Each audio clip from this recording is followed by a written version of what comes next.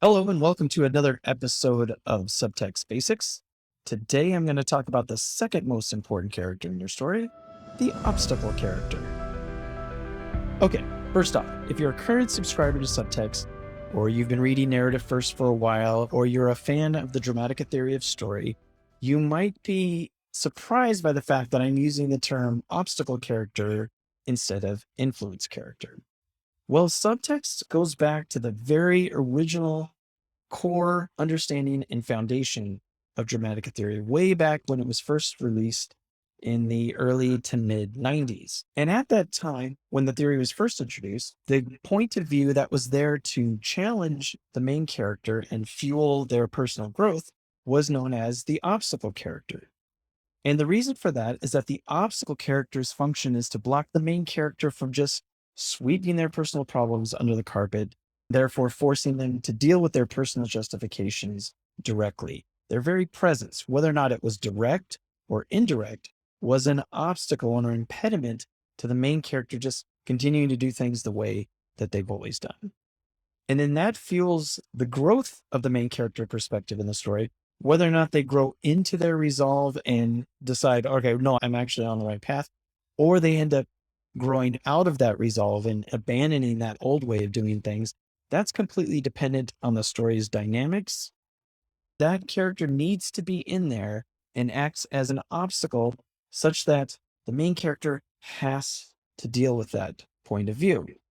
So along the way, in my years of teaching and helping people develop their stories, it occurred to me that influence character is very wishy-washy. I could influence you, I couldn't influence you, it's up to you. It's not as strong as an obstacle where it's like, "Ugh, I've got to deal with this."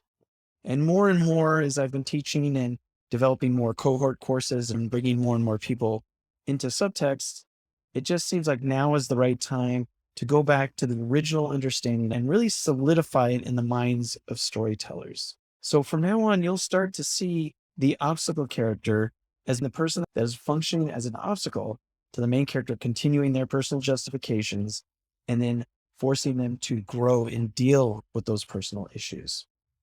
If you're in Subtext and you're a subscriber to Subtext, you can find a whole list of these obstacle characters here in arguments. You'll see the main character of every story on the left and their appropriate obstacle character on the right. So for instance, Dolores in the first season of Westworld, Bernard acts as her obstacle character. The Riddler in the most recent Batman, he functions as the obstacle character to Batman. And you might think, okay, is this just another way of saying antagonist? The obstacle character is not the antagonist.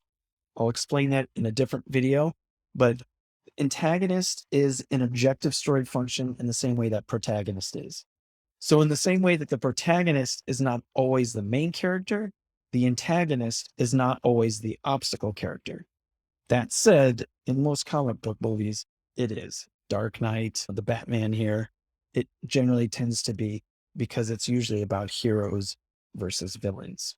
There are all kinds of different obstacle characters here. Ricky works as an obstacle character towards Lester. The nice thing about subtext is you can see the specific element as to what is that obstacle about. So whereas Lester is dealing with the reality of things, there's Ricky coming from this perception point of view where he sees beauty in even a plastic bag. That is an obstacle that is forcing Lester to deal with his reality so they can finally see things for what they really are.